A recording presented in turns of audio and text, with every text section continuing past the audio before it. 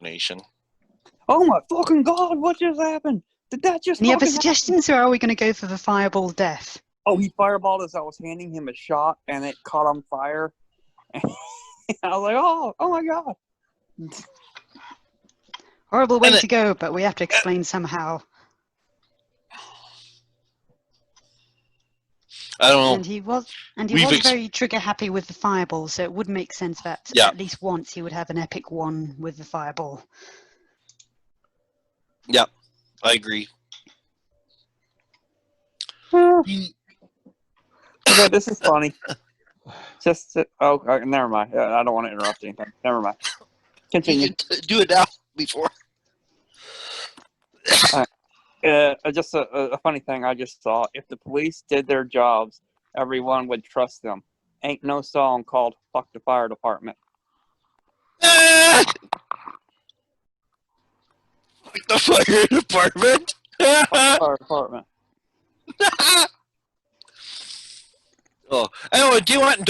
And I have to say, because don't get me wrong, I love our police. I really do. See, most people do believe that their police are fine. It's just police in general. Same thing with like public education. Most people think that education in America is broken, but if you ask them about their school, oh, it's fine. Well, I just think teachers get the shaft. That's what I think. I'm sure some do, but not my teachers in my area. They're fine. Oh, you're lucky. You're lucky because around here, like, I mean, they don't, you know, what, 35,000, 40,000 or there, and they pay out of their own pocket for like anything they want to put up in the walls or decorate the room or even supply. It's all out of pocket, right? It's like, what? Yeah. Teachers shouldn't have to pay for to put a calendar up. And like, no. There should be some sort of like petty cash or something, or some sort of annual budget that some teacher gets. Yeah, I agree. The annual budget, the teacher puts in a request. I'd like this. The principal okays it or not and disperses it equally. Yeah. Like, hey, you have $150 order stuff for your class this year. You know. Yeah. So the forest below you, you know, the treetops are full of snow because it's still a little bit south. It's still early winter. Not all the trees have lost all the leaves, right? So they're holding the snow on them. The leaves haven't totally gone bare. So this rolling snowy canopy below you until this immense tree.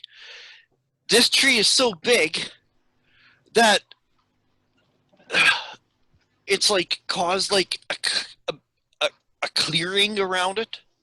You know, like it takes up so much shade. Yeah. And resources. And around it is a ring of oak trees. Not as big, but it's like a clear, visible ring of oak trees that surround it. Oaks can be pretty big, but that would still dwarf in comparison. Correct. And there is like that layer of snow, like, you know, there's leaves on the ground, of course, you can see, but the trees haven't 100% shed their leaves, right? Like they're still holding a lot of snow. You can see that the branches weigh heavy on many of these trees, but under, like, the area mainly under the tree is pretty barren of snow because it just has such a broad canopy, right?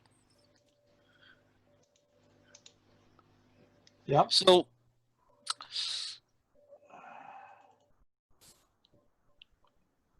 your cultist, one of your cultists says, it might be easier to just lower you down than to try to maneuver under its canopy. But I think if you insist, we can try. Yeah. What do you say? I'm okay with being lowered down in this case. What about you think there, Silence? You okay with being lowered down this time? Yeah, let's play it safe for the moment. I mean, if it's something big and heavy, we can land, but... Is a girl up on the top of the balloon still? Most likely, but he would have to. He would have to.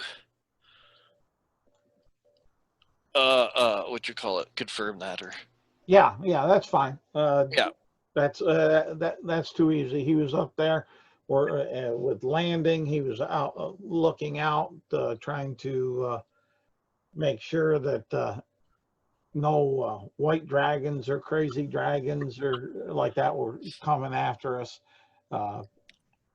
and like that. And once we get to a position where he sees the party moving, then he'll move on down to try to keep their six covered, and he'll move in accordance. Yeah. You haven't. I mean, it's like Forgotten Realms, right? I'm sure you've seen things, but nothing has gotten close enough or anything to have been an aerial threat as of yet. Yeah.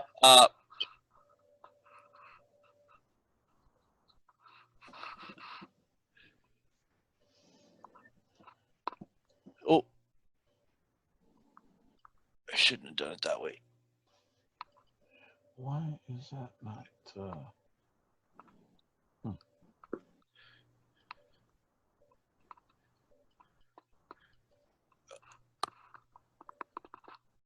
I'm just giving you guys a map again. Oh, okay. I put the grandfather tree map up. Oh, you did? I gave it to you last time? Yes, oh, okay, that's good. Yeah. So you can see how there's like that ring of mature oak trees that surround it, with the grandfather tree in the center. As you guys descend on the ropes, like I'm not going to make you guys do rolls because they have actual like rope ladders that are meant for Just this. In combat, what? This map has a big central thing, which I'm assuming is the grandfather tree, and then there's 4 other trees in cardinal directions, and then beyond that is a ring or oaks. Are those the ring of oaks? Is the outside ring the 4 other trees? I think the ring is the forest, and those 4 are the oaks. Okay. You up in the upper right hand corner, Mike, is the profile picture to give you. Okay. All right. To give you a better idea. Okay. Got it. But why? I didn't even look at that. I just zoomed into the overhead look. Okay. Yeah. And I'm going to drop the share for a moment. Speaker view.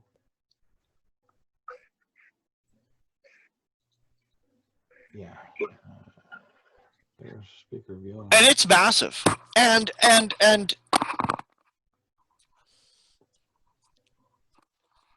you can tell that, like, I mean, it's D&D, right? So remember how I said the leaves hold, or the tree still has, the forest still has some of their leaves? You can tell that this isn't just a massive tree with normal sized leaves. It also has, like, giant sized leaves. Okay. Like, like the leaves are the size of, like, as far as you could spread your arms almost, right? Like. Oh. All right. I want to slowly approach, get into the ring of oaks to get to the base of the grandfather. Slowly approach it.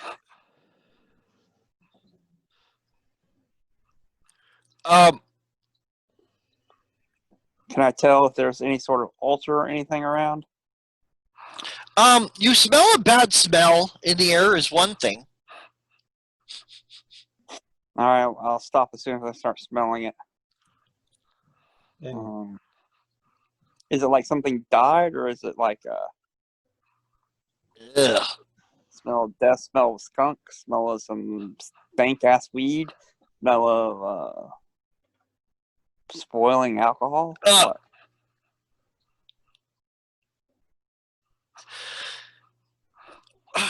It's a carnal stench. It's very. It's very much like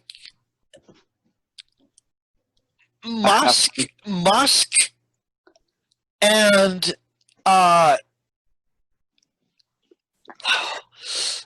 like, let's put it this way, a lot like skunk, right? Musk and shit, right? Like, that's what it is. It's the anal glands, right? It's very like, it's a carnal stench. It's just, ugh.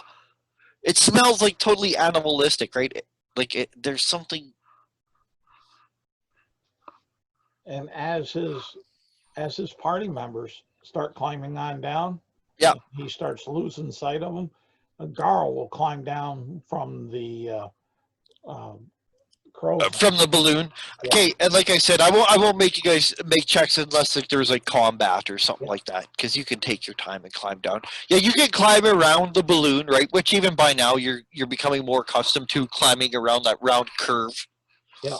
And dropping or climbing the rigging down to the deck, and then running over to the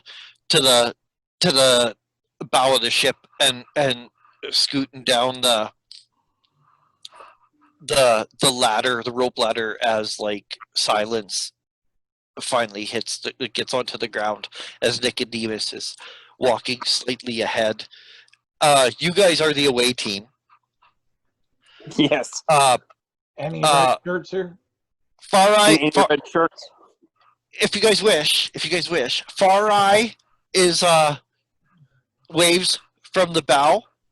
She has decided. She says that she'll stay up there and like kind of keep an eye on you guys. And yo Far Eye, so you could cast call lightning or whatever. Who knows? Yeah. But Far Eye's gonna stay there.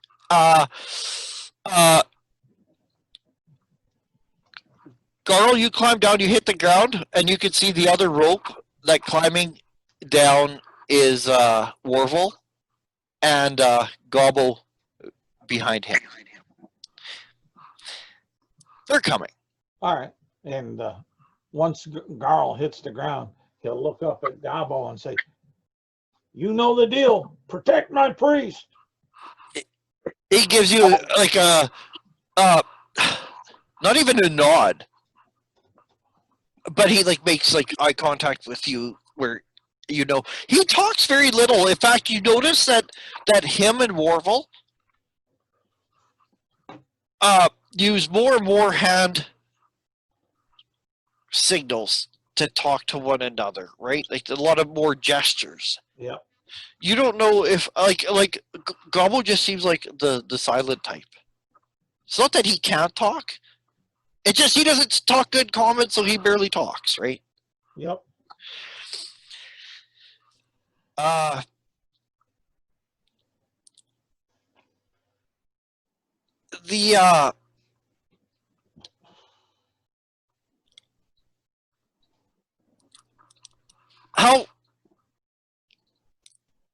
How far are you walking, Michael? I suppose I'll go up until I really smell, and then it's a musky animal smell. I'll look around. Can I just look to see if I see a source of it? Smell around, check that. And if I don't, then I'll go further in. Roll with perception with disadvantage. Disadvantaged. Okay.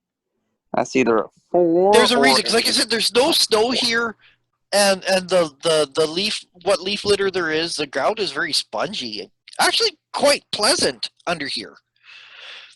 Roll me a perception. I'll kind of tell you. That would be a total of 11. 7 on the dice plus 7 for that.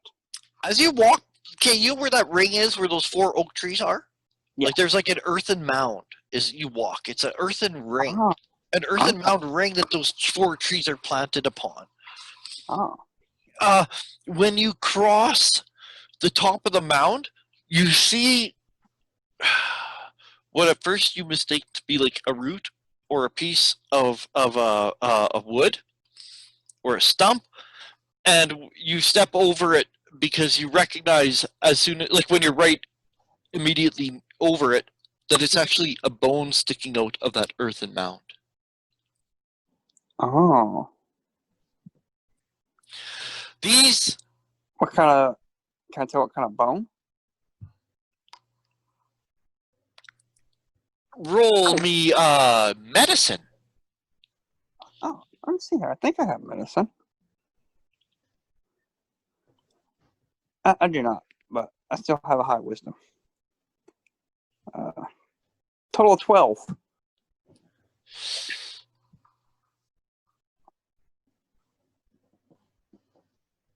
How about this? Very simple. Is there meat on the bone, or is no? It looks quite ancient. Oh. But I'll say with the 12, you pull out a long bone. It could be a leg bone of a person or a humanoid, or maybe a deer or something like that. But you do notice when you pull it out that like there seems to be more. Like, but it's not like a body. It seems to be like there's bones just piled under the or buried in the earthen works in this ring. It seems like whatever tribe this belongs to, it almost seems like they bring their bones and bury them here. Like the earth is just riddled when you pull out the bone, right? Like it appears riddled. But you still smell that stench. And like I said, but other than stench, it's quite pleasant under here. There's not much wind at all. There's almost no snow because of the grandfather tree has like blocked so much of it. Plus these oaks are normal oaks, but they're massive mature oaks. Like they're like the quintessential oak tree. I'd like to yell back and be like, "Hey, I believe this mound is a burial mound, probably for the Uthgarts, maybe even giants. So just be respectful. And there's a smell of some stench around here. I'm going to approach the tree." And then continue to approach the tree quietly. As you the general sneaking. Yeah, and like I said, it's very pleasant. And even the ground, like what leaf litter is here, like the leaves are massive, and they're like, who knows how deep this layer of leaves is, and the compost material that could be. Like it's spongy. There's not much snow. There's not really like twigs and stuff. It's very pleasant. It's very. Let's put it this way. You are a Sylvan race. Yeah.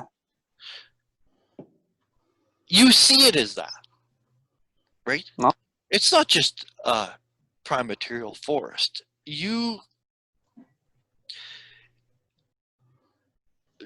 like even like Silence, you notice that like Nicodemus has like a dreamy, nostalgic smile just by looking at the This tree. reminds me of the Fey realm. Right, and the feel of your hooves underneath and the giant leaves themselves, right? It's been a long time since you've seen giant leaves. All the leaves around here are normal sized, right? Oh. This is fairy touched. When you hear behind you, I would say Garl probably sees, but just because of the angle, it's like kind of it's somewhat obscured from everyone else. But it's not like a secret. So if I say you don't see it, don't panic about whatever. It's just the size of these oak trees. You hear behind you, Nicodemus, a slim voice. And I say a slim voice because it just slide. You don't even realize you hear it at first when it just, you think it's part of the sounds of the forest when it just slides into your ear. And it says,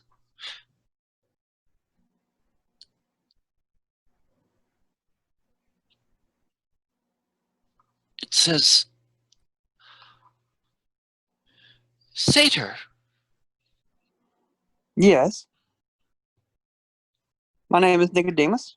Is this, do you come in a flying ship? And you turn and you can see what looks like if not a young girl, a petite girl. Okay. With a boyish figure, and I mean like almost no breasts. Certainly no pubic hair. But Okay. stark naked. No pubic hair, but they have like long flowing hair, and they have almost what appears to be like fetlocks and forelocks on their forearms and calves. And that hair, the eyes, and even like the areolas of the small breasts have a slight green hue to the skin. And she spoke to you in Sylvan. I'll speak to her back in Sylvan. I'm like, yes, my name is Nicodemus. I came here on the flying ship. I am seeking artifacts from historian giants. Do you know of any? And what is your name? What is your name? And what is your purpose here? She says, I'm Naya. She says, have you come to hurt the tree? No, I have no intention of doing that. As a matter of fact, I stopped a child friend of mine setting it on fire by, as he was casting fireball, I doused him in some dwarven spirits, and as the flame sparked off, it engulfed him, and well, he suffered the consequences of what he was going to do. I saw the flames. And when suddenly Silence and Garl and like Warvel and my friends. Warvel and Gobble, you guys can like be wherever you guys want to be. Tell me where you want to be. Right there or away or I'll introduce them. Point them out and introduce them. Because Michael, you're about 50 feet from Grandfather Tree. Okay? 50 feet? Okay. 50, yeah. Just to let you know. And you still smell that smell. It hasn't affected you, but you smell it. Sometimes it gets stronger, right? Okay. Mm-hmm. And what is that smell I'm smelling? She says, some centaurs are camped on the other side of the tree. And like I said, the tree's like fucking 50 feet across. Right? Oh, yeah. And she says, I think they've been cursed. I think that's what they said. And she tilts her head. And she eyeballs in the sky when where I said silence and girl, you guys can be wherever you want. You notice that out steps from Grandfather Tree boop, another woman. This one is a little bit more curvy. And her hair has like curl. But she too has the same fetlocks and forelocks.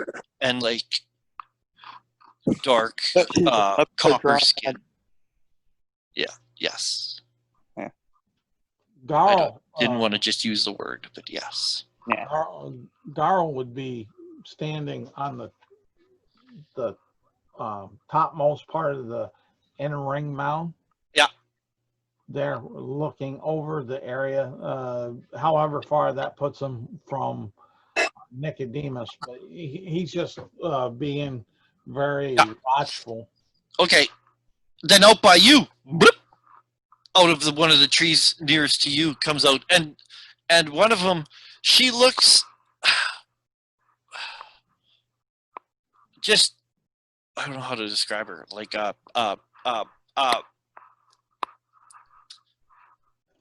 hate to use the word plain. Okay. But not quite.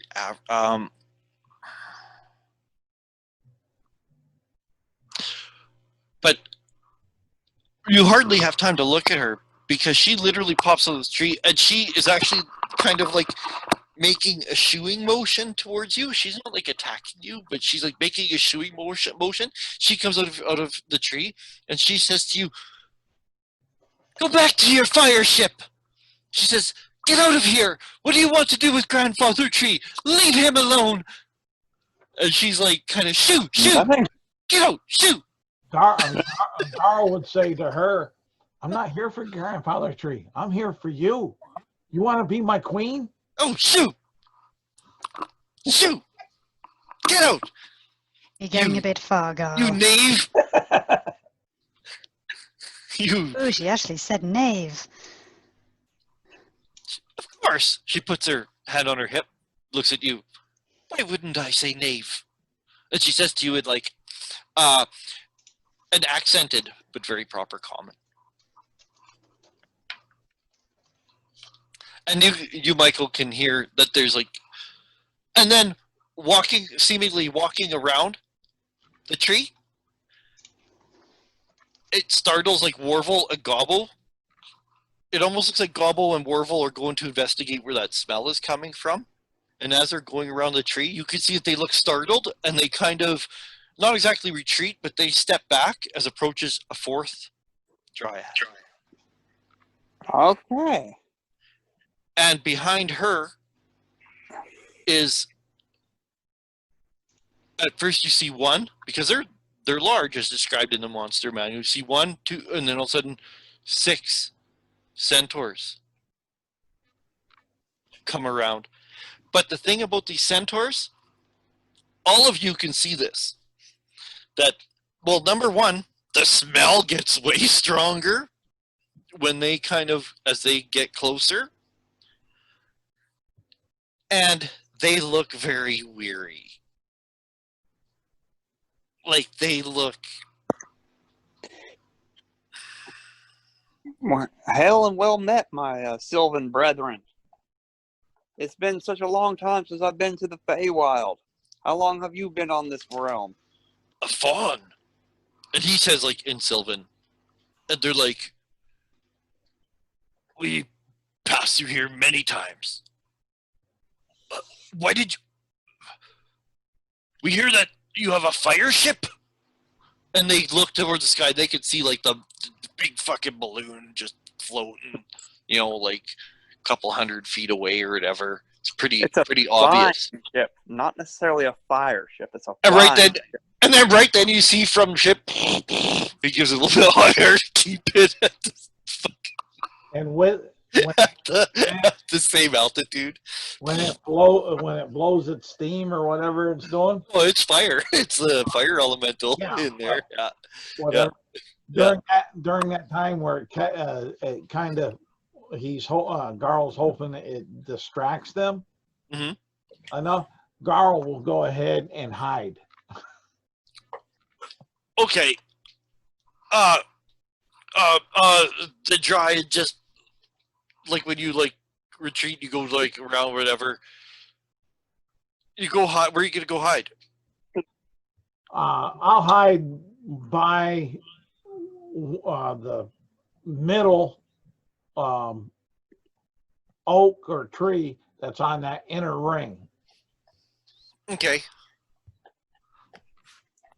Yeah. Okay, you're scooting over there. And anyways, they kind of look, and they're kind of like, they kind of clutch their weapons, but they don't look into it at all. They look kind of a little, they're torn between nonplussed between, like, you're a fawn.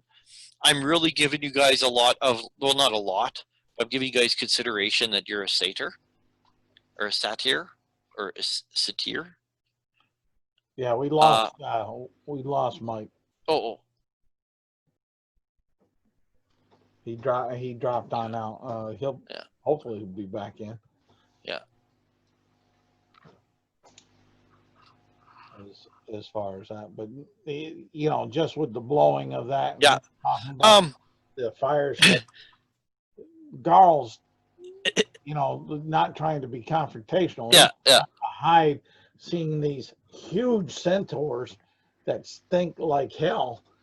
He's saying this is not good, and going to try to get himself less seen at the moment by them particularly.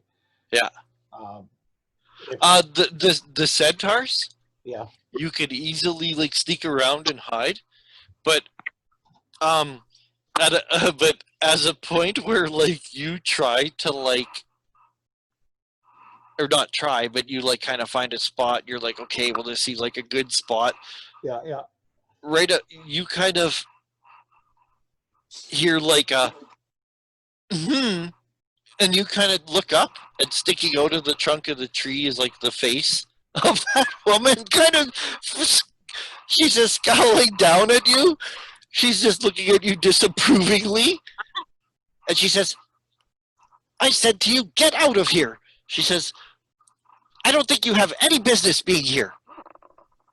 Actually, we do. And when you speak Actually, again, they all look. They're all waiting. They're all willing to communicate. They're not like attacking, right? we have been sent. We're on a mission from God. Bacchus, the great divine Dionysus himself, has sent me personally and charged me with making peace between the giants and the small folk, including thus of the Fey realm. And in doing so, in order to do so, we must restore the ordning, and that involves finding Hecaton and contacting Aiden the Allfather. Now, he has sent us on a quest to collect artifacts of Historia in order to show our worth for him to help us find the Storm Giant King, the Storm King himself, Hecaton. Now, we have been told and have good knowledge that there is a giant Historian artifact here in this hallowed sacred ground that we wish to collect, but we wish to do so respectfully and not to damage the grandfather tree. As a matter of fact, I will pledge you that I will help protect this tree when called upon by the dryads, or perchance some other issue I could help you good four-footed friends with, referring to the centaurs, in order for you to help us acquire said giant historian artifact that is on these premises. Therefore, we all get something, along with we can avert a potentially dangerous, damaging war with the giants. And I've been told the dragons, for example, the great red worm Clouth, all hail Clouth, is interested in this as well and has sent his fire ship up there to aid in this endeavor in order to prevent any future conflict. Which the dragons, if they get involved in this conflict, surely this tree will not be safe. When you like mention the word dragons, you could see like the dryads just kind of shriek, and not shriek, but shrink back. Shrink back in fear, right?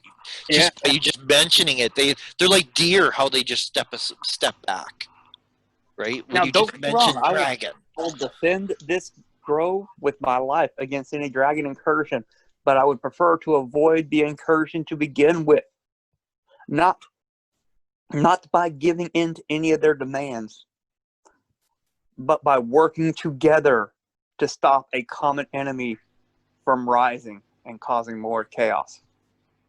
Silence, you notice as like the fourth one comes here, and all four are pretty much standing around Nicodemus. They're giving him like a 20-30 foot, but they're very similar to like the oaks and grandfather tree, but this time Nicodemus is the center, and the four dryads themselves are standing around listening to his plea. They say, "You haven't come to bring fire to grandfather tree?" And they, they're glancing up. No. Protect grandfather tree. We do not wish any fire to come to grandfather tree.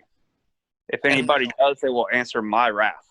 She's like clutching her hands and wringing her fingers desperately as, they all kind of nervously ponder what to do. And Michael, you can roll a charisma persuasion. Okay. I think I am proficient in persuasion. I think you are. Oh, I am. That gives me a total of And you can guidance yourself. Oh, right. Well, that might as well, right? Boom. That's a 3 on the guidance and a total of 24. They listen to your plea, and they look at the ship nervously, and they're like, We know nothing of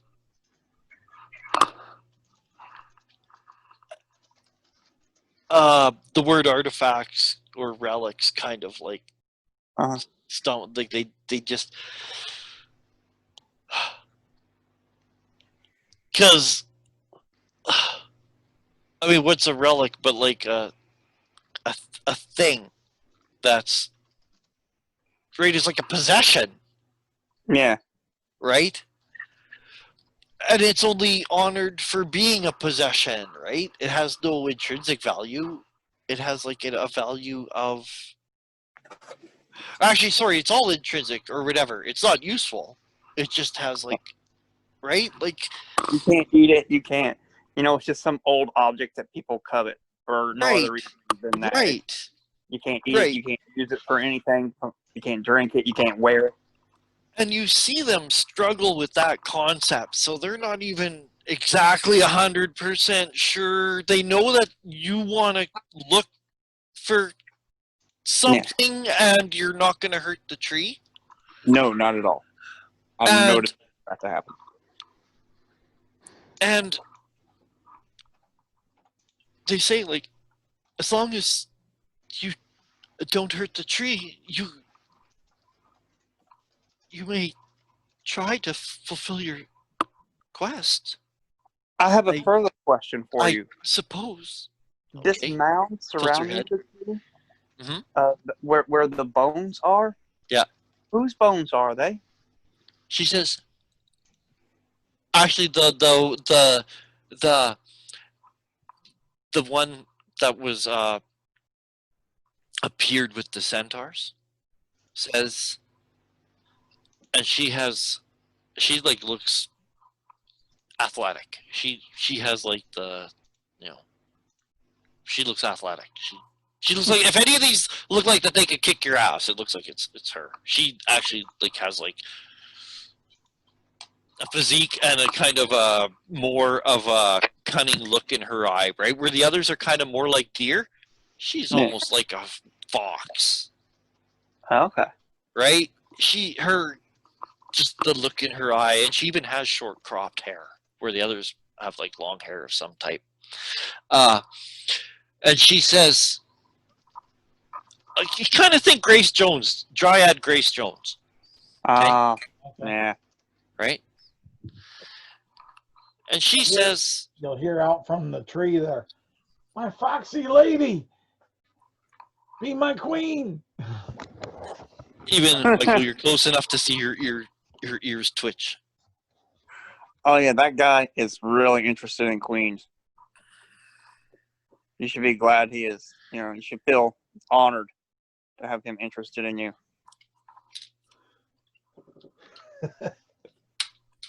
If he dares. Yeah, do you know who? If he dares. Oh, he dares. And then you can see some of the centaurs kind of elbow and smirk and smile for the first time. Mm-hmm. Oh, trust me, he dares. But who's buried here? It looks like the centaurs have forced home run, right? Looks like the centaurs know what she's talking about, right? Know what I'm saying? Wink, wink, nod, nod. Yeah. That's the first time you kind of see them. A couple of them kind of smile as they nudge. They're like you can tell. Yeah, those guys have probably nailed her, right? Sure. I mean, if she can take horse, then you know. Yeah, that's precisely what I'm implying, and that's why I'm really glad there's like an 11-year-old not here, right? I don't want to have to like beat around the bush when it comes to horse cock, right? Like, how do you?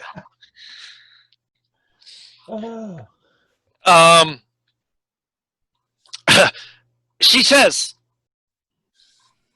She motions. She says, "For ever since Uthgar died, the barbarians bring the remains of their dead ones after the flesh has rotted away. They bring them to be under the protection and the blessing of the tree.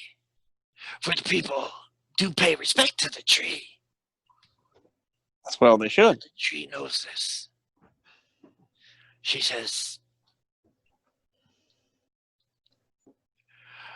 the tree gives blessing to those that pay homage to it, or that protect it. We are its only guardians. She says, the centaurs. She doesn't call them centaurs, but she says like that. She says like the it is like the running folk, or it's kind of something more to that effect, right? Like they're nomadic, right? Like the trotters. Yeah, like the trotters.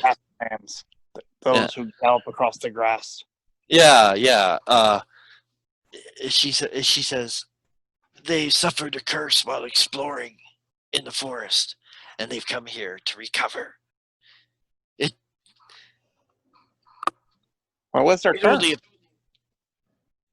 The stench and some weakness, and you can see like the one closest centaur. He nods, kind of like a making like a PU face, right? Like, and you can tell. You can look at them like, oh yeah, they look like. They look like they got like a flu, right? But it's like they've been sprayed by a skunk and they got a flu at the same time, right? Like that's how they look like they're feeling. So they're not like in any real danger, but they're sure not feeling. They got the corona. They got the Rona. Yeah. Well, I don't know. Yeah. Sound like my granddaughter saying it. The Rona. The Rona.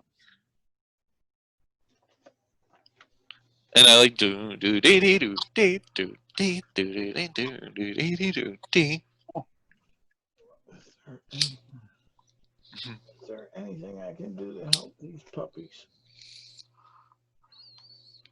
And Michael, you can see that like the grandfather tree itself is like on a giant mount, right? So you guys are like on an incline as you guys have been walking, as you walk up and stuff. And you can see that there's like the tree is massive, so the roots are ginormous, and I hate that word. Another word I really hate is right. Can't fucking stand that. Oh, cannot stand. And right now, my significant other is in usage of that, and I've tried explaining a couple times. My whatever of it. Anyways, so you can see like the roots are so massive, and it's so ancient that there's many.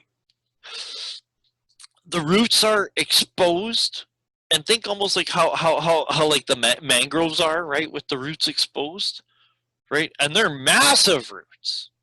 So there's like archways and tunnels. It pretty much looks like that there's like a whole network underneath it. It's not like there's a cave entrance. It's just the massive roots are just arched and curved and just everywhere. And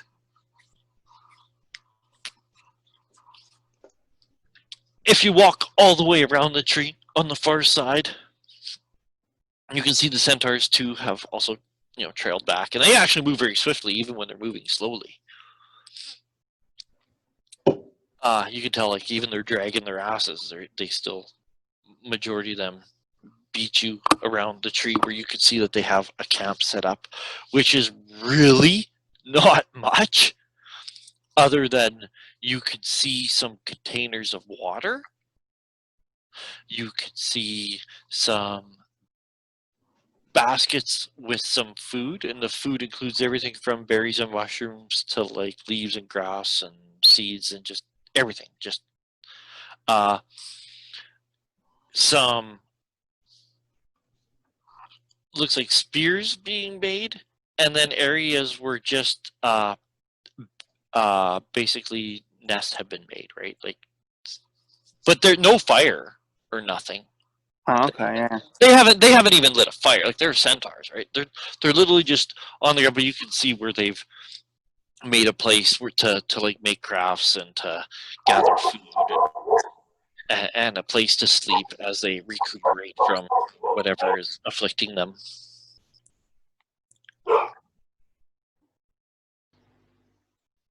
That's really it. And you can see, like I said, like how there's like basically a network of whatever. So no one is gonna interfere as long as you don't.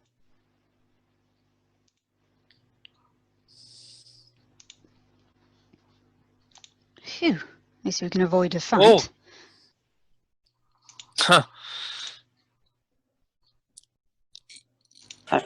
Actually, do you know what? You don't even really see food. Sorry about that. Actually, yeah, they just. Do you know what? These guys like look ill, right? Like they. Yeah. They say like we can't keep anything down right now, right? They're just they just kind of want to be left alone. They just fucking, like I said, they have the flu and they got sprayed by a skunk, right? That's how they feel. So they're just into resting under grandfather tree, waiting to recoup. Can I get to the top of that mound and touch the grandfather tree? Oh, you certainly can. Is there anything I want to walk all the way around it? Just check. I'm assuming if I were an artifact, I would be either sitting at the base of the tree, maybe even look up, see if it's in the branches or anything. How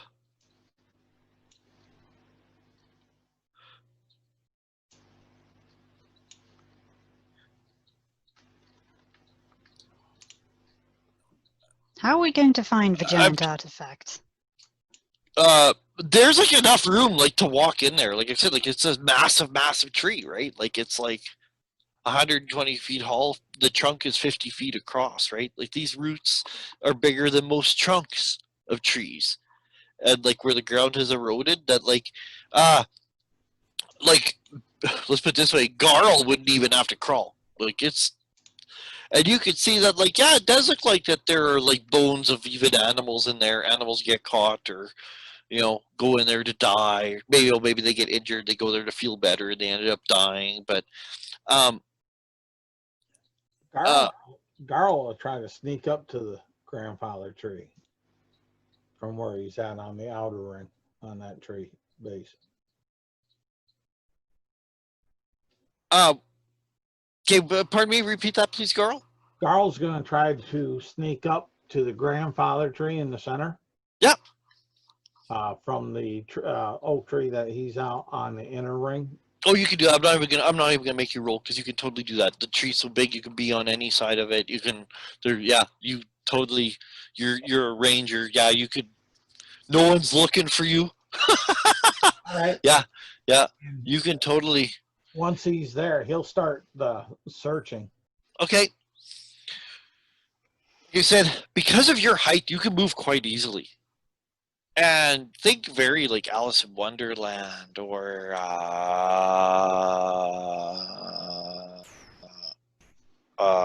what you call it?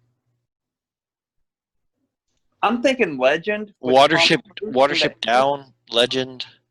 Yeah. Right. By the way, greatest devil ever, Tim Curry. Yes. Because it was all.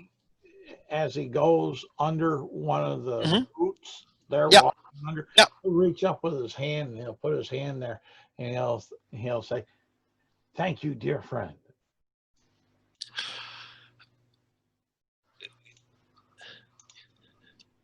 You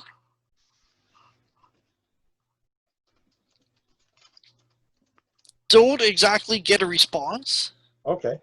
But you feel the, for lack of a better word, divinity. Okay. All he's trying to do is reassure him or whoever that may be seeing that he's not a threat. When you touch this tree, you like when I say divinity, I don't mean that it's a god, but I mean that when you touch it and you feel it, you can feel that life force flowing up from the roots and down from the leaves. You could feel that in one way or another, those roots reach so deep that they go through multiple realities. Okay. Like, you feel that somehow this tree is somehow a center pin or a cotter pin. Somehow, A conduit? yeah, somehow, yeah, it has a power. It is the gatekeeper. Are you the key master? Yes. But that's what Are you a god?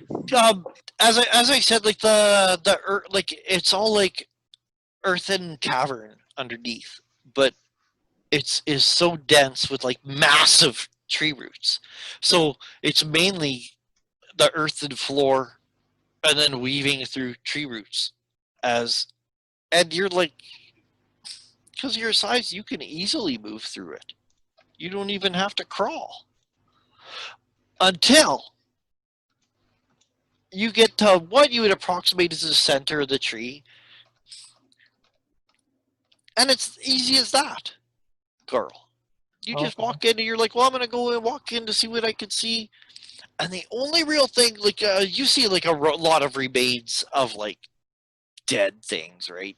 You know how things want to take shelter, they come here for comfort, or they have been placed here. All of the above. All right. But you see something metallic. What would be almost practically the center of this. And you can see how it looks like it was placed here such a long time ago. So one thing looks like it was placed here because it's metal. And it looks like it's big enough it could be a torque. Okay. You can't quite tell if it's brass, gold, you just, with the dirt, and I'm not even patina, because I know gold doesn't patina, but just crud, right? Because it's pretty much at the center. It's so tangled up in roots. It's so that, like, you have to, like, pull out a weapon and cut it free and work at it a little bit, but I'm not even going to make him make any rolls. There's no reason to. You eventually get it out. When, yeah, you pull out this thing that looks like it's a torque. Okay. And Garl will look at it. Any how's it decorated? Any gems or engravings or anything? Well, when it's covered in runes, like once you, it looks like the reason it tarnished is because it's made out of electrum. Okay. Gold and silver. So it did tarn, like, want to blacken and, like, crud stuck to it, but you can clean off enough where, like, I mean, it's still tarnished, but you can see that there's runes in it. They look like they're in giant, but it's weighs about 25 pounds. Garl will seeing that, and he'll try to fit it in his bag of holding. Yeah, it looks like a torque. And like a I don't know, is that a headgear or a neck gear, Michael? A torque. Neck. Sure. No, it's like almost a complete circle that goes around the neck. Usually quite big and heavy. That's what I thought, but I also thought you could. I thought either way, you could wear it on your head or your neck. It looks like something like that, and you can see there's runes in giant on it, and it looks like it's sealed. Like I said, electrum weighs about 25 pounds. You got it. Like, it's sounds like you found it there, homie. Well, Garl will still be after that. I'm sure it's going to take him some time to put it in his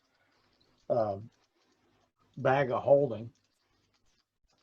But he's going to search around because he's not seeing that in his mind. as the artifact, just as a treasure or loot with everything that's in there. So he's going to continue searching, waiting to see what he can hear from his partners, his party members and such, as far as what they're doing, because they've been conflabbing with these dryads and centaurs. And like I said, the centaurs are disinterested and the dryads are like watchful, somewhat nervous. You don't, and kind of once you guys make the agreement, you no longer see all four. There might be one or two that you catch watching you guys, but you, even they don't, but they don't even really hang around. You guys are too bizarre for them. You guys rattle and clank. You guys smell of leather and oil. The such spell component. You just are bizarre to them. What are you guys doing? Well, you guys aren't even aware that Garl has gone under the tree. Well, I think I'd go searching for the giant artifact. Okay. I wouldn't know that Garl has it, so he wouldn't really tell us. So I'd still be searching for it. You could kind of hear. I'd say you would hear where he is like hacking and chopping to get it totally clear, but you wouldn't like see him right now because he'd already be there. But you think you could hear where, well, a sound, right? Yeah, if it's Garl, he's hacking for something valuable. Don't know if it's you do hear like a kind of a chopping sound, and but you know, just your vision is obstructed. You might have to crawl down on your belly, but it's nothing like too bad. It might be for a brief time, like if you take a bad route, you might, or you guys crawl down your belly, or back trail a bit and find a better route, because yeah, I'm not going to go far in there. Yeah, no. And Garl, you can hear like well, you can recognize what your companions sound like even when they move. Like you hear like as like Silence's backpack brushes against one of the roots or whatever, you can hear like the chink of a tambourine or whatever. You can hear something that you can hear that it sounds like Silence has come in to search for the artifact as well. Okay. While you're looking, you're you got this torque. The torque weighs 25 pounds. But it's not like really gonna like infringe your movement or anything like that. As you kind of begin looking around for other stuff. That's why he put it in his bag of holding. So there you go. So you slip into your bag of holding and you hear Silence coming somewhere. And when he hears Silence and Nicodemus there. Nicodemus? I think he's still out. Hey? Around chatting up the centaurs, like. Yep. I'd be like touching the tree, seeing if there's like a secret knot or anything, like a secret door, and looking up into the branches, trying to see if there's anything stuck up there. And Michael, roll like religion. When's the last time you had a beer? Would y'all like some beer? Like pull out my Acme jug and like pour them all a mug if they got one. They kind of look green around the gills. They're like, we haven't been able to keep a thing down. Never mind then. Not even spring water and grass. And you can see. Dog may help you? Huh? No, that's not the reason you're... Okay. Well, let me know. Look me up whenever you're in the Feywild back when this is over. I'll fill your mugs up, okay, fellas? Jesus, I shall. Garl will whisper to Silence and say, "Hey, Silence." Out of nowhere, Silence, you hear a whisper. Like it's right over your shoulder. I'd jump a bit in a confined space, but I'd realize it would be Garl. Careful. Some of these spots might be kind of tight and tough for you. Don't get your horns locked in here. We'll have some work to do. But I found us some treasure. I'll show you. What? Back on the boat. Such as? we're allowed to. We are allowed to take the artifact, right? Y'all don't care about it. They have no. Yeah, that, and don't worry about it. I looked up centaurs and 5e. We could take them. Chat. Yeah, and they're ill, so they're at a disadvantage. I'm sorry. But Garl will. It would not be an easy fight, though. They would be badass. They are enough of them. Yeah. Yeah. Garl will say, I found some electrum. Ooh, electrum. Let's have a look. We get back up on ship, I'll show you. Too many. Okay, did you find the artifact? I don't know. It has some strange scribbling on it. I can't figure it out. Can't read it. Okay, how big is it that you found? It's as big as I am. It's as big as you? Yeah. That's the. What exactly did you say it was? It's very earthy under there, like smelling the moist ground. Because if it's electron as big as you, it's either a nugget, which is very unlikely, or it's what we're looking for. A nugget. I don't know really what we're looking for. I don't remember a description, but all right, let's just come out and you show us, okay? I know that it's electrum. I licked my finger and brushed it across and cleaned it up a little bit there and licked it. It tastes just like electrum. And I bit it a bit and it felt like electrum. So I know I know we got some treasure here that we're going to be rich. Okay, let's just get out, take a look at it, and if it's really big as you, then we've found what we're looking for. Okay. Or you just found a nugget that happened to have a carving in it, but well, again, we need to see it in daylight. It didn't really look like a nugget to me, but it looked pounded and worked. So pounded, worked, and as big as you? I think that's what we're looking for. Or is it a depiction of you after you finally shacked up with your greenness? It could be. You know, I am kind of a stylish king. And I'll meet you back at the rope by the ship. Okay. And Garl will try to stealth out away from the tree back to the ship's rope. Okay. You can start making your way there. Silence Garl again. He just is gone within the roots almost immediately. You lose sight of him. And of course the ground is nice and moist under here, so he doesn't make a sound with his soft boots. You can return to where Nicodemus and Orville are, or what do you want to do? Silence. Well, I get myself out of a hole before I get my horns stuck. Okay. You make your way. Nicodemus, you're there. Eventually, Silence comes out.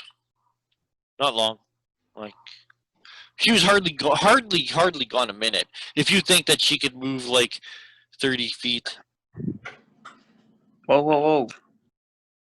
Like, not whoa, you. She's returned quickly. Much sooner than you would have expected. But she's returned.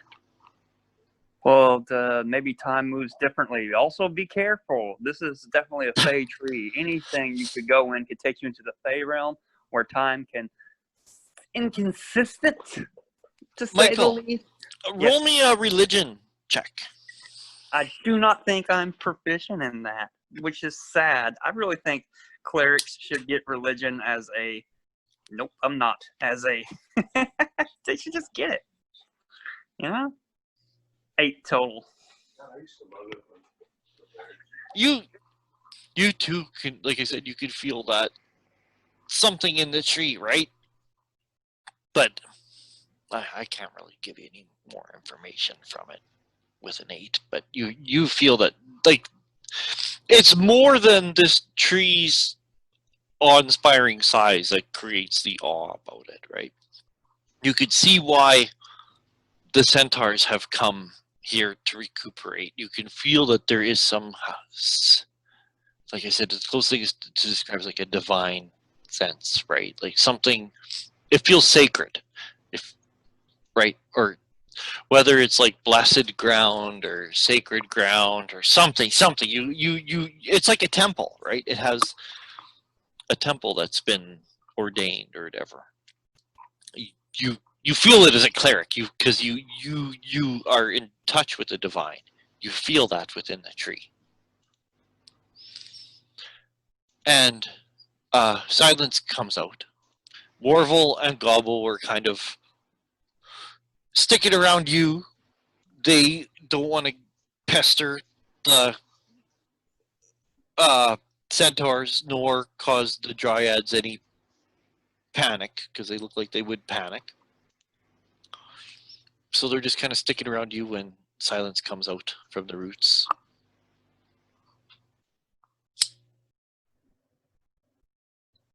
Okay, I struggle out, covered in a bit of dirt.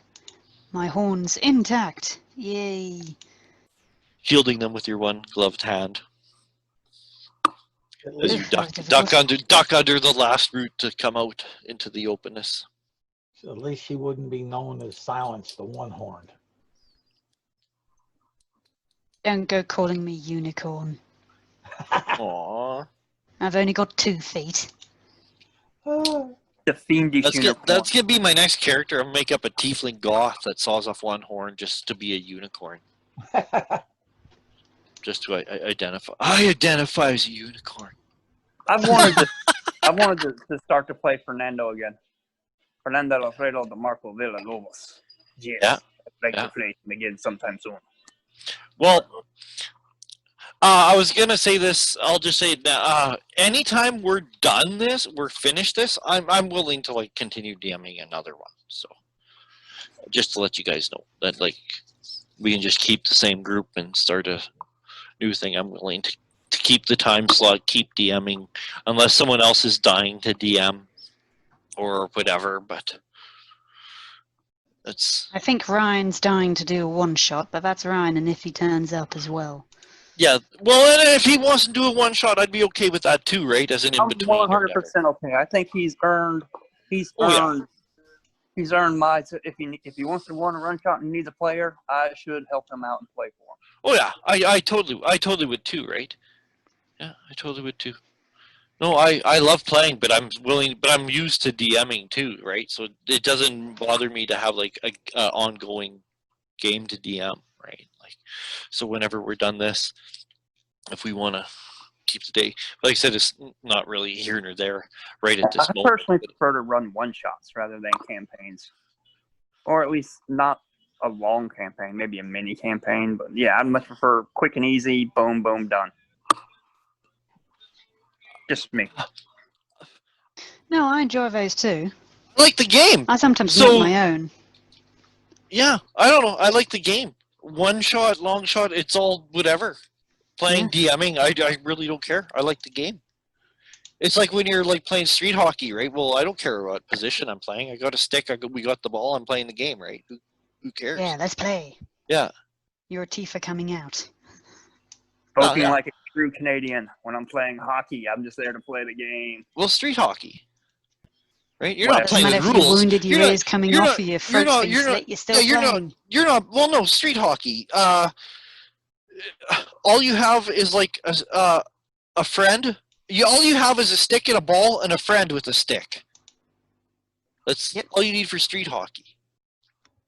Once you get really classy, someone for Christmas will some kid on the street will eventually get a hockey net for Christmas. Just it might be like league size, but it's just whatever. You just buy a fucking Walmart, Canadian Tire, whatever, wherever. Just go buy a fucking hockey net. Got it for Christmas. Yay! Now we got a hockey net, right? So you got one net. You're lucky if you got one fucking net. You almost never have 2 nets. But just to replace the cardboard box that you've been using. Right, or just a lump of ice, right? When they went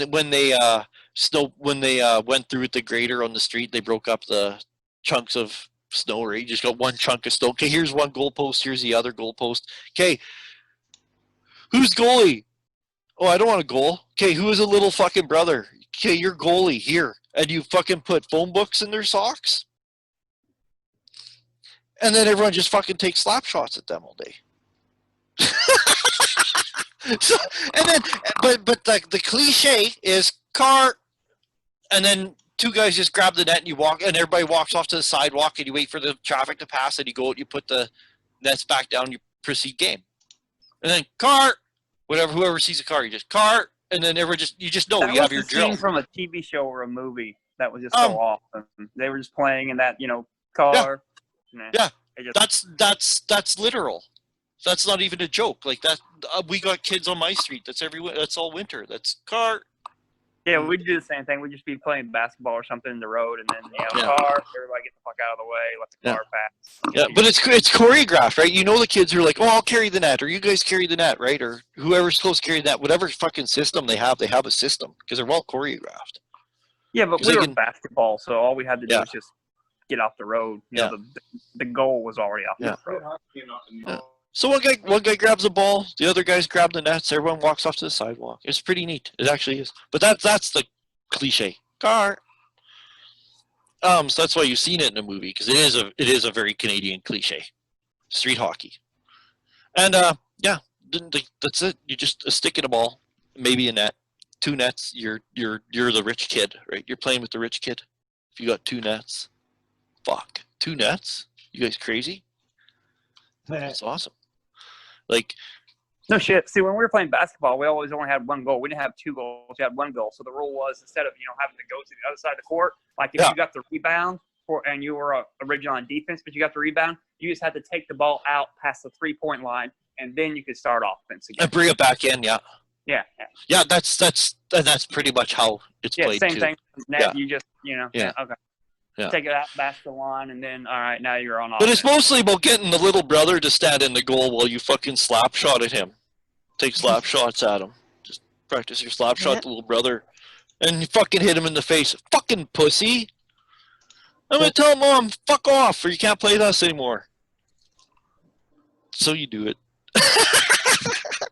Another slap shot, and they're laughing. Yeah, that's street hockey. Slap shots to the face by older kids. Let's. Where were we? Okay. So his way to the boat.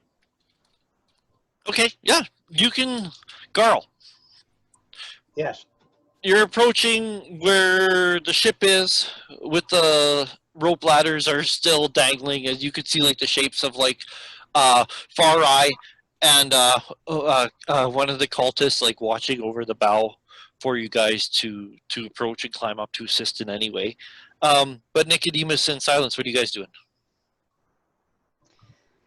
Well, I'm cleaning up the dirt and I'm going over to the rope. That's why I said I was going to meet Garl, and I'm going to take a look at what he's found.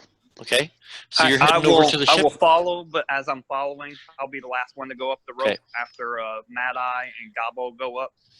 And I'll be sitting there the whole time talking to the centaurs and to the dryads. Yo, man, look me up back in the Feywild. Appreciate you all. We'll have a grand old time. Have a Seder party. There's no party like a Seder party. Am I right? Yeah. Peace. All right. And Darrell will holler over that way. Yeah, guys, I'm leaving. She spurned me. Hurt my little feeling. Poor little girl.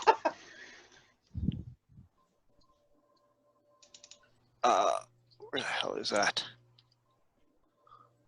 Oh, there it is. Should we start a counter of how many times Garl's been rejected? All right. Or maybe that will be just a bit too demoralizing. No, not for Garl. Nothing. Yeah, definitely not for Garl. Demoralize them, maybe set them back, but not demoralize. I think it would just make him try even harder. As you guys are all approaching the rope, Nicodemus, let's say Garl's there. Be the last one up. Let's say Garl, you're 30 feet from the rope. All right. Whatchamacallit? Silence. Let's call you, because he did go ahead. Let's say you're 90 feet behind him. Okay. You could see where he's going across the clearing towards like the rope, right? You could see him. Oh yeah, there's Garl at the rope, right? I can see the rope. I see Garl. Nicodemus, you are about 30 feet behind Silence, so you cannot see Garl, right? You just can't from your angle, from your perspective. From okay. And Garl, you see with the ladder in the middle. With the ladders kind of generally dangling in the middle, you're 30 feet away from them, 30 feet on the other side. Yeah. You could see, and you're like, damn, I almost missed them. You can see some barbarians watching you on the other side, about 30 feet away. It like kind of like looks like they've been like moving along the trees, so whoever is watching in the ship didn't notice them at all. But you happen to notice. You notice them noticing you, right? Like they came. It looks like that they were drawn here by the ship, and you see them. And the most distinctive one you see is like, well, I was gonna say you can't tell. They're all human. At least the faces that you see are human. But the one that you kind of point out as like the one perhaps is the leader is an androgynous person. You aren't sure if that's like an athletic woman or a feminine man, but they look, even the clothing is very distinctive from what just the other warriors nearby. They are dressed in a very looks like a very expensive hide and quilled and decorated with feathers, like long tunic, like knee-length tunic, with like fur moccasins and a fur cloak, which is like very decorated, and you can see that their hair is like braided and tied around their head, and you can see that they're holding a really freaking nice bow. Garl would holler out, "Incoming! Spellcaster!"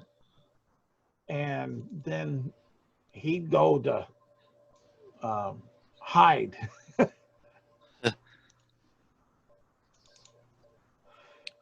In the tallest grass he'd move himself to. You hear in common, "We see your ship. We know you're here. Come out and speak." Did they say it loud enough for me to hear it all the way as far away as I am? You hear a voice. It's not your companions. Okay. I would say, yeah, you. Well, actually, you by four. Yeah, you hear pretty good, I guess. But you do hear that. Yeah. Oh, there's something going on. There's someone there now. Like, whoa, okay, wait, yo. I'll stick my hands up and start to approach forward a little quickly, like, hey, yo, right here. I'll say you trot ahead and catch up with Silence. I'll put you guys now, because you would probably like do a quick dash to catch up to Silence. Silence is probably like. Pardon me? I'll be yelling, "It's my ship. What do you want to talk about? Who are you? Identify yourself." You come out. Mm-hmm. You can see that there are some barbarians, human barbarians. A number of them? Half dozen? Approximately 7. Sure. 7. Okay, about half dozen. Cool. All right. Yo, hey. I'm Nicodemus. Oh no, actually more than that. Oh, okay, more than that. Yeah, I would say like 10 or a dozen. About a dozen. All right. Yeah. About a dozen. All right. Yeah, but I mean, the first one's revealed like there's only a few, and then you notice as you get closer, more and more step out until finally. Probably. War party. They. all the experience you guys have had with all the barbarians in the past, these guys don't look as hostile on the initial. They literally are very curious and worry about the ship and about like what the, like what the hell's going on. They're like, she says, I am, or they say, I am Elon from the Ghost Tree tribe. I am Nicodemus, cleric of Bacchus, brewer of beer and spirits. Ah. The Ghost Tree, does that have relation to the Great? And I point behind to the grandfather tree there. Is the Ghost Tree associated with that? That is our tribal burial mound, is grandfather tree. And I noticed it is, we did not disturb your burial. We respect your burial rights. We came to pay respects to the tree ourselves, and we are about to be off. That is my ship. The ship is under my command. They don't need to know. It's your ship. Is this under my command and Silence's command and Garl's command? It's under ours. We were about to leave. You can see a couple of the warriors are sniffing the air. Is that beer you smell? Oh, there are that over smelling the centaurs. There are centaurs up there in the tree, using the healing effects of it to heal themselves. They have been afflicted by some pestilence, and they are getting better by communing with the power of the tree. You were to the tree. You were to the tree. We came to pay our respects to the tree. We did.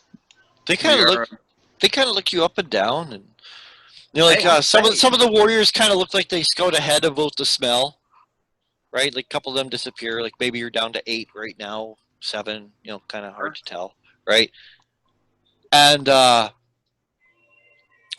they see you are no worse for the harm. If the tree is okay, then they shrug. I only the ship drew our attention. We were hunting in the woods nearby. And you can have just Heather and Richard Mortier. Oh, I assure you that the tree is. Hey, is that Alex? Huh? It sounded like Alex. You hear somebody in the background on my phone? Is what you're saying? I guess so. Yeah, there's the dude I tutor that I was telling you about. He came over to help run over some of the stuff he's written with me. And he just got here early, and he's ordering a pizza on the line and talking. He kind of has a voice like Alex. By Alex, you mean like Eric Crocra? Okay, that Alex. Was that Alex? Yeah, that was Alex. Yeah, I could kind of see it. The druid. Yeah. He's fucking hearing you and wondering who you are. Oh. Yeah. Thomas and I. He's okay. Well, yeah. Here. What's up, man? No. It's not a big deal. Honest to God, like you kind of sound like a guy who played but evaporated once the pandemic started because I think he says he's Air Force or something. You sound like a guy who used to play in our. And so he heard you speaking, and he was wondering. And when I heard, and I kind of heard your voice, kind of like, and like the phone is trying to like noise cancel you. Yeah. So you're kind of in the background, kind of cutting in, cutting out, and I'm like, where he was from, but he was at the time he was playing with us. He was in Oklahoma around the time the pandemic started for some sort of airport security thing, maybe something. And he was also like reserve, like air, because he said like, some sort of armed forces reserve thing, I think. Something, I don't know. Because he said, he goes, I was talking to, what was it, like a DOD guy. Yeah, old DOD friend. He said, I was talking to a DOD guy, and he goes, and just watch in about 3 days. And 3 days later, they shut down California, and we never heard from him again. We hope he's alive, but we don't know. Well, I hope he's okay, but I'm assuming that he just has no time. He's occupied. Occupied. Yeah. Shifting over bodies. Well, I hope it's not that grim, but could be. I don't know. And anyways, your voice just kind of sounded to me a little bit like him, because even the audio, right? He never had great audio. He was just on a phone somewhere. And I'm on a phone somewhere. I know, but you're at least in a quiet spot. I don't even think he was in I think he was always in an echoey spot. And it sounded like one time I swear I heard him running a till. Okay. I'm not even joking. I thought I heard him running a till one time.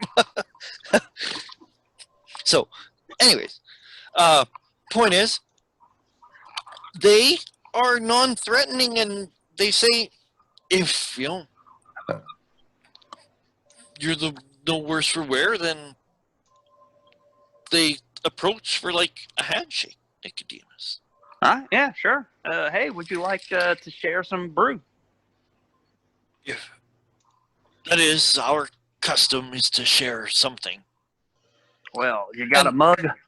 And I'll pull out my ale horn, the White Dragon ale horn. They say something in a language to something, to a couple of the others, and they kind of go out and they regroup. They're going to go kind of gather everyone and say, hey, we're going to be cool with these guys and check it, and blah, blah, blah, right? The words, the person gave orders. You see, it's a really fucking nice longbow, decorated with marmot tails and eagle feathers or falcon feathers, and it doesn't look primitively carved at all. It looks like something that was found in the woods generations ago, and in ruins, right? Someone 100 years ago found this bow, which was lost for 1,000 years, right? It looks like it could be elven. And you guys are in the high forest, right? Right now on the edge of the high forest, so it's very likely it could be. I mean, the ancient lost city of Mithrandir itself is in the center of the high forest. Oh, right? Cool. It's a nice bow, and for metagame, it's an oath bow. Oh, okay. So all you got to do, Garl, is take her out, and you can claim this. No, I can't. No. It's too big. Garl, do you ever make yourself known? No, Garl is he's being extremely cautious, playing to his nature of being that they're barbarians and looks like a spellcaster that's pretty well shod. But he's staying as hidden as he can at the moment. Just imagine how horrible this encounter would have been if we just come in here like gangbusters. Okay, let's cut down the tree, fucking kill these people, yada yada. It would have been an absolute slog.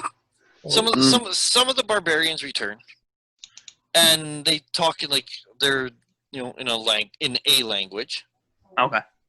And then when they kind of they say, the stench is apparently from some centaurs who have been cursed, and they're kind of chuckling.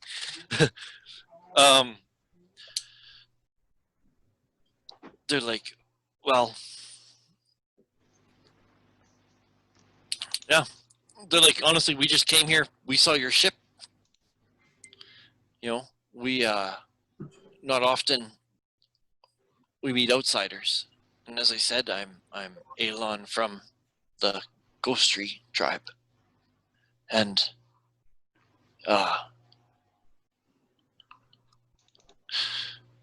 we mean you no harm.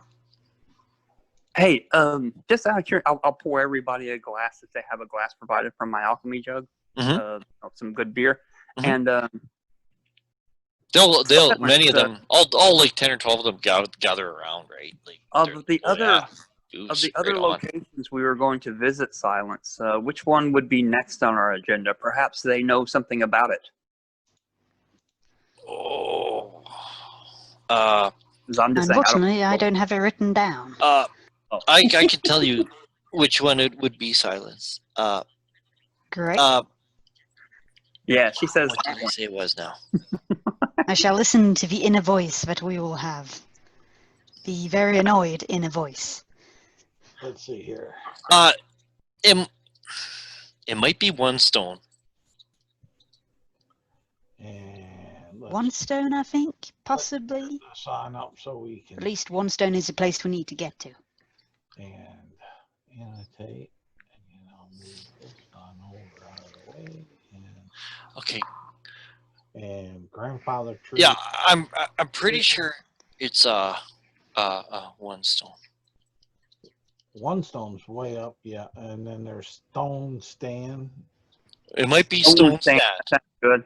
It might be stone stand is next. Yeah. It very much might. I think it's stone stand. Yes. It is stone stand. Is first. And that is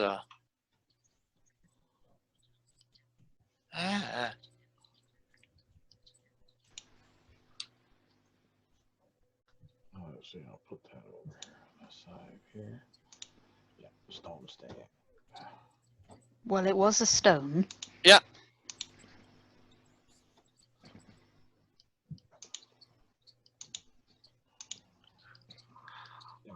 Oh, oh. Yeah. You guys are.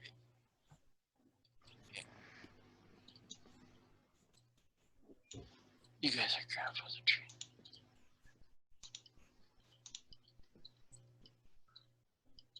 Oh my goodness, it's 11. 11. Actually, Flint Rock. Flint Rock. Okay, that's over this way. Haven't we already done Flint Rock? Or is it something else I was thinking of? Flint Rock before. Or is that where you guys came from? That's where we. That's where you guys came from. Never mind. Pretty sure we dealt with a flinty area before. I think that's where you guys were. Yeah, Flint Rock. Yeah. Let's see here. I'll put this right there. I know. I think we did. Yeah, Standing Stone, or SS Standing Stone. And then we're here. Let's call it Standing Stone and not SS. The SS has certain connotations. Yeah, I know. But I'm reading it literal as my phone is reading it to me. So sometimes it's hard for me to not repeat. Stone stand. Right? If I say.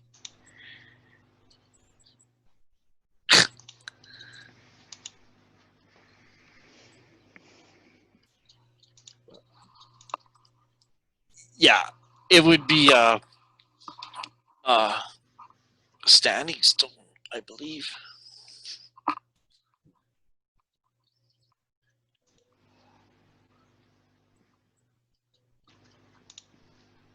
Is that right? Okay. Could you guys see?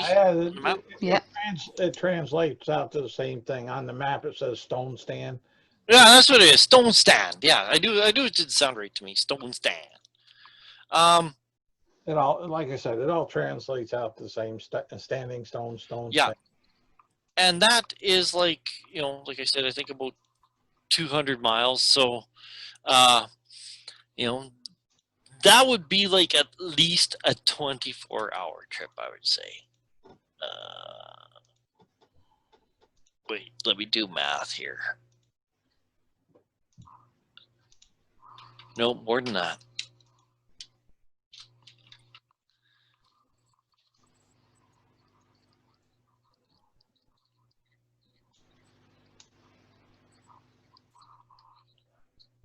See, did you hear my phone? No, not really. Just every time, SS. Anyways, that's gonna be like.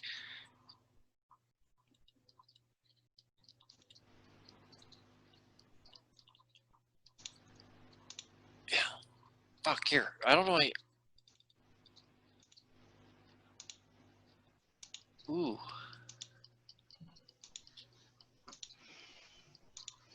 Your phone playing up again? Okay. It's a pain in the ass when you're blind because it's a chart. Oh dear. So. Yeah. Yeah. Take your time.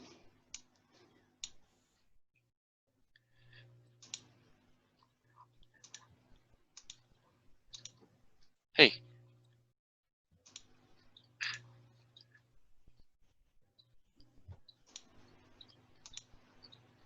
Okay, you guys.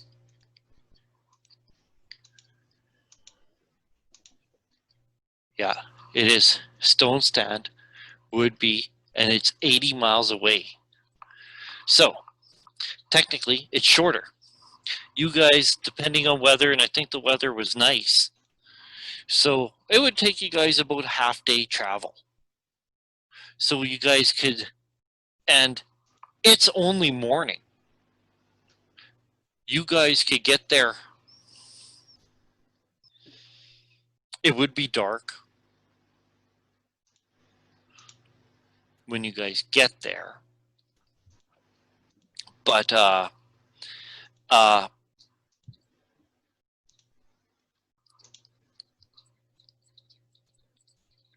it's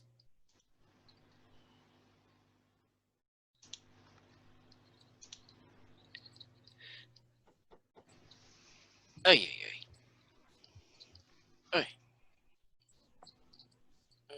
Maintain your eye health, people. Don't suck on your contacts to clean them. I never did that. Don't look into the laser with your remaining eye. No.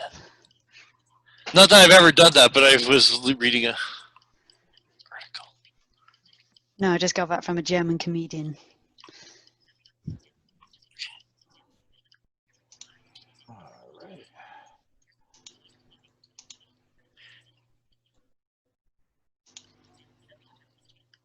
And we're back to where we are. Okay. Stone Stand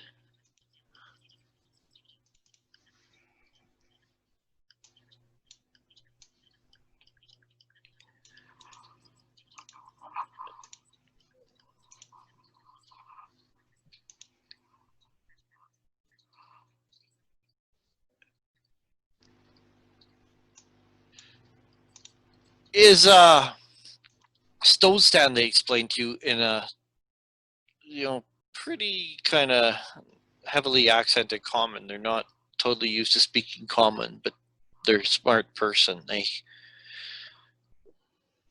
They know how to communicate.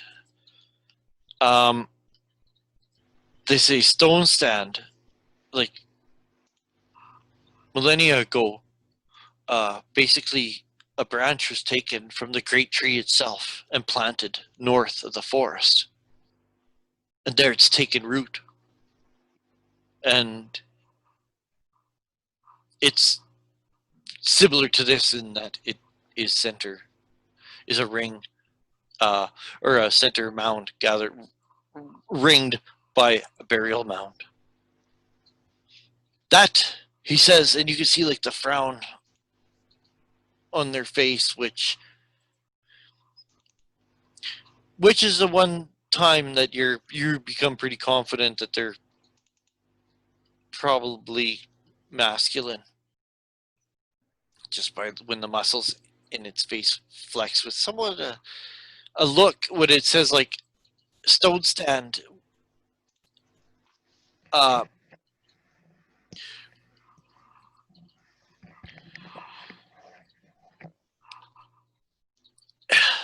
was like Mount of the Blue Bears, like the Blue Bear tribe, and they've thought to be extinct. Or they're thought to be extinct. And they shake their head and kind of like look off in the distance. They're like, no one for generations has seen trace of them, and traditionally we shared territory with them. But we've seen no sign. We frequently also visit Stone Stand, but as I said, seasons, generations, we haven't seen any sign of the Blue Bear tribe. And he says, I don't suspect you would have any troubles there. A little bit of sadness in the face. I'll tell you one thing. I do hope that we find a trace and evidence of the Blue Bear tribe. And if we do, I will definitely find you and give you whatever solace or comfort and knowledge that I gain in this. He says, well, I know not of... He says, it's purely the tradition. He says, it's our ways are disappearing. He says, and legend has always had it of the Blue Bear tribe, and no one has seen them, so... He says, it's a reminder that our all of our times could come to civilization. The roads go through in places they never used to. Would it be the Loggers for Labatt Blue cities. tribe? Pardon me? The Labatt Blue tribe? Blue bear? I think it's a bear, isn't it? Isn't it like Coca-Cola? Instead of a white bear, it's a blue bear. I don't know. Yeah, Labatt Blue was a bear. Yeah, I kind of thought so. I'm not a Labatt drinker, nor am I really a Molson drinker. Oh, you don't like Ulster? Wow. No, I drink Pilsner. Pilsner. What, like PBR? No, Pilsner. No? Oh, that's it. You have Look a it up. brand beer named Look Pilsner? it up. Pilsner. Yeah. Okay. Well, there's a type of beer. I didn't realize there was a brand beer named Pilsner. I have, sometime I'll try to get it for you, Mike. I have a wooden embossed sign replica of the label. Uh-huh. Pilsner. Okay. Plain Indian locomotive stagecoach, Nash, like as in the vehicle, Evergreen, and Rabbit. My favorite beer is still probably, I hate to say it, Budweiser. Budweiser's I have a good heard beer. many things about Budweiser, not all of them good. Budweiser's a good beer. The thing is like Pilsner is almost an anti Bud. Like people, I could, the joke around here is, Bud is like water, right? Like it's watery, right? Not as bad. Thinking of that. Not as bad. Thinking of that Monty Python joke from when he did a sort of a stage show in America, when he came out with a philosopher's song. It's like they pretended to be Australian and said, "Frankly, we think your American beer is a bit like making love in a canoe. It's fucking close to water. Yeah, fucking near water. Yeah. And but I actually like Budweiser. Like it is a good beer.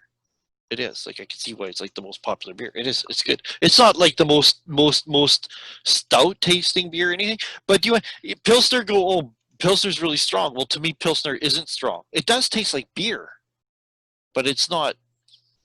Like I personally don't like hops, right? Like if it's a real hoppy beer, forget it. I feel you don't like hoppy beer. Yeah, I do want my beer to be making love in a canoe. I do. Yeah, I do. It's like cilantro, right? Like I have the cilantro gene. Cilantro tastes like soap. Fellas, I just had a couple peoples come over, so I'm sorry, I'm gonna drop out. Okay. That's okay. We'll leave it there. Then you guys are going to Stanstone. It'll be nighttime. I just have to drop out. No, because I know Kath wants to bolt too, so we'll just call it there. But we'll call you guys will be approaching Stone Stand at nighttime.